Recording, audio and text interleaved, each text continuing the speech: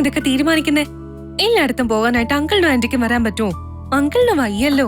അങ്കിളും ആന്റിയും വരത്തില്ലെന്നേ, നമ്മള് മാത്രമേ ഉള്ളൂ. അതുകൊണ്ടാ പറഞ്ഞ് എന്ത് വേണേലും പ്ലാൻ ചെയ്തോളാം.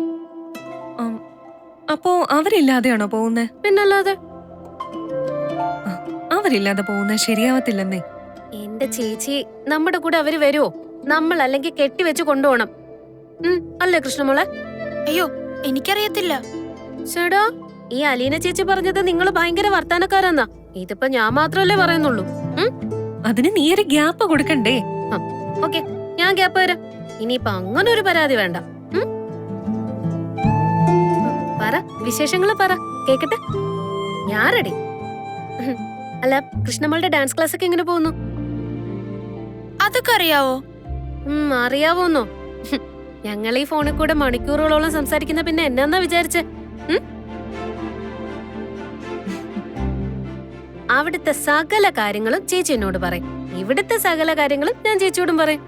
അത് സത്യാട്ടോ, നിങ്ങൾ തമ്മിലുള്ള ഫോൺ സംസാരിച്ചിട്ട് കൂടുതലാ. അത് പിന്നെ അല്ലാതെ എങ്ങനെ ഞാൻ ചേച്ചിയുടെ കാര്യങ്ങൾ അറിയും, അല്ലേ?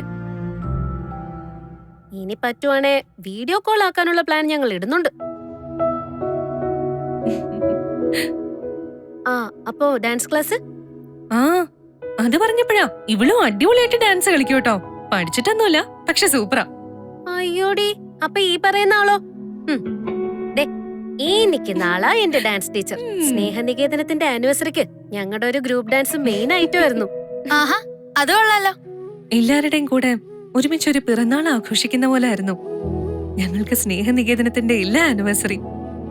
ഞാനും മമ്മിയും ഇവളും ചിന്നമോളും അവിടുത്തെ ബാക്കിയുള്ളവരും.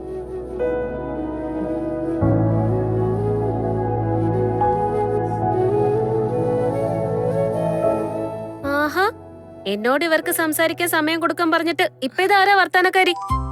എന്റെ ദൈവമേ, ഇത്രയും നേരത്തെ നിന്റെ കലവിലക്കിടയില് ഒരു കാര്യം ഞാൻ പറഞ്ഞേനാണോടി നീ ഇങ്ങനെ പറയുന്നേ? അതൊക്കെ അങ്ങനെയാ. ബബിത ഡാൻസ് കളിക്കില്ലേ?